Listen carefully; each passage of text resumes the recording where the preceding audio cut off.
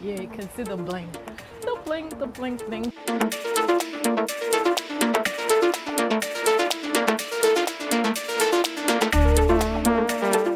Hi, and welcome once again to my channel. I know it's been like forever. I went incommunicado, let's put it that way, and I was just not reachable. Yeah, that happened. But I'm here, and once again, I just want to celebrate the fact that we are over 300 subscribers. I'm actually looking forward to when we're 1,000 subscribers, but hey, 300 is not shabby, if I must say so myself. My last video, I talked about the Coming to America movie by Eddie Murphy. I was really excited about Coming to America. I was like, yay, this is gonna be fun, it's gonna be interesting, blah, blah, blah, blah, blah, blah, blah. Yeah, and then the day came, I think it was March 5, the 5th, and it was like, oh yeah. So I couldn't watch it on the 5th because I wanted to watch it with the whole family. Yeah, those are the birds just, by my by my window.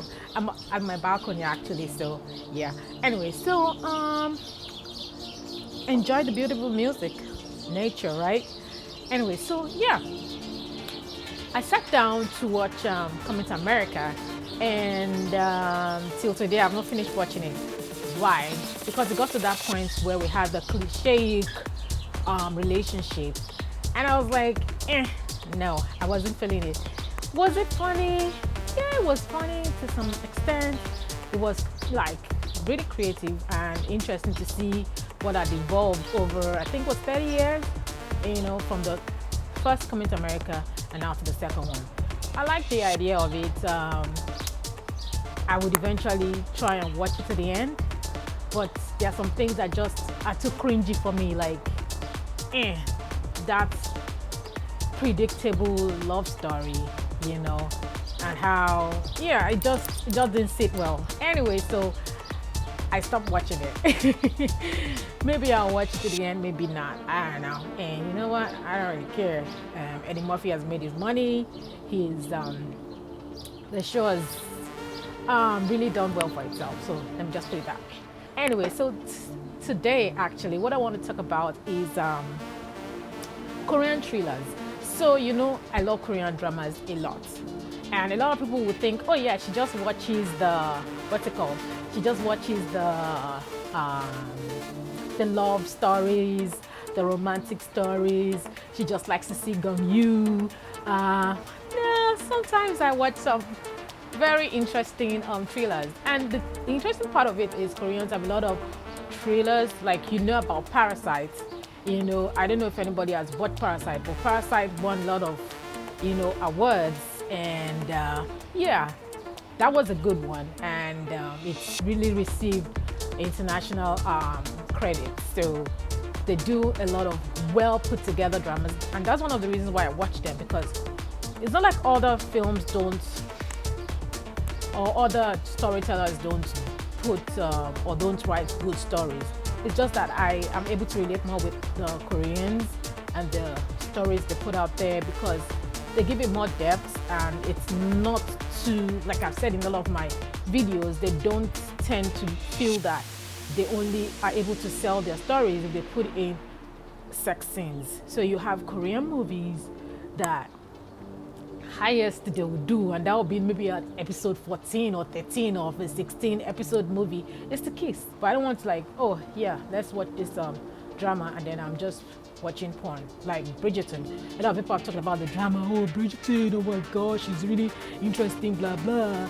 And they talked about it so much that they had to talk about the choreography they put into the sex scenes.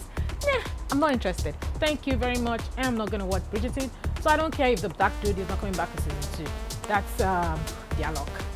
Anyway, so back to the Korean drama I wanted to talk about. So the one I watched, okay, I want to put two side by side. Now, one has been done in 2020 and one is still on air. Like, they're just releasing episodes every week. So the first one is Flower of Evil and the second one is Mouse. Mouse is the one that's still on air by Lee Sung-gi. I love Lee Sung-gi's movies, his dramas. He is a very intelligent actor, and I really, that was one of the things that made me like say I was gonna watch it because I'm like, anything Lee Seung-gi is on, yeah, give that to me, I'm gonna watch. Anyway, so Flower of Evil, I have watched all the episodes. Now, why am I putting them side by side? When you watch Flower of Evil, you see the develop the story of this psychopath that has become a serial killer. And so you feel that you know who the serial killer is because they're showing you this person that is the serial killer, right? And everything indication is pointing towards this person. But you, as the viewer, working with how the director or the actors are putting the story out, you are seeing as the story unfolds. And then suddenly it takes a drastic turn. And you find out that, oh, there's somebody else that might be the serial killer. But how possible is that? Because the person is in a coma. You know, so the two lead actors, there are a lot of leads, but the major lead actor started his career very early in his life, like at age 19, he's a model, he's a singer, he's an actor, he's just a perfect person. And he was able to, pull off that character because his father was a known serial killer that had been able to get away with killing people for years, and then he was caught, and I think either he committed suicide. Yes, he committed suicide. And so everybody in the community knew that this person is the son of the serial killer. And so, and then it's the town that he was in, there was, somebody was killed, and I think he owned up and said, yeah, because they said he was the killer anyway. So he said, oh yeah, I was the killer. And he put clues there for people to believe that he was a killer, but he left and then changed his identity and started living as somebody else. But they say history always repeats itself, and so that was what the story tried to let us believe. But then, like halfway into the drama, you're like, oh, I know how this drama ends, blah blah blah blah blah. This person is the killer, and at the end of the day, they're gonna find him. They're gonna find all the indicators to show that he's the killer, and then they're gonna put him in prison. At the same time, you're feeling sorry for him that, oh, he has a wife and he has a kid, and his kid loves him so much. Oh, well, I wish, he wouldn't be caught, but then he's a serial killer anyway, so who cares? Then you find out that there's a possibility that he's not the serial killer, but the other guy that is in a coma. So you're like, is it him or Kim Ji-hoon? The part that amazed me is the work that Kim Ji-hoon put into the character that he acted. He exercised a lot. He lost a lot of weight because he had to act as someone that, had been in a coma for years, living on just liquid. And so he had to look gaunt. He did everything to look that way. And his acting was like, I was like, who is this guy that I'm just learning about? Like, he was really good. And then the thing that always amazed me was when he would crack his hair, you know that, okay, something bad is about to go down. Anyway, so yeah, I watched the drama. Very interesting, very different, and I recommend you watch it. Now, Mouse, why am I putting them side by side? So Mouse is something similar. We have two different people who they had believed were going to be psychopaths, and so they had done the DNA test. It was like, oh yeah, we're going to be testing people so that we won't have psychopaths in the society. And so when people are pregnant, we do like a DNA test, we do the test to find out, what level of psychopathy or whatever it's called is in their, their genes. And once we find out that, they have that, then we're going to abort those kids. Anyway, so there was a man who was a serial killer, like just in Flower of Evil. And for many years, nobody believed it could have been the serial killer because he was a good standing citizen, and he was a doctor who was respected. So he would go out like he was just going hunting. He'd go out and just kill people and go back home as if nothing had happened. The only person that actually knew and eventually found out was his wife. And his wife at that time was pregnant. So they didn't have any evidence against him, even though there was a child that knew that he was the killer and pointed at him. We're like, no, it's not possible. Anyway, so the wife testified and said he was actually the serial killer. So he was put on a death row, but still alive, you know. And the wife was pregnant, and they had done the test for the wife and found out that her child was, you know, had the psychopathy traits in him. And they're like, are you going to? But of course, it was because the law wasn't approved in the city. So it was a particular doctor that had done the test and told her.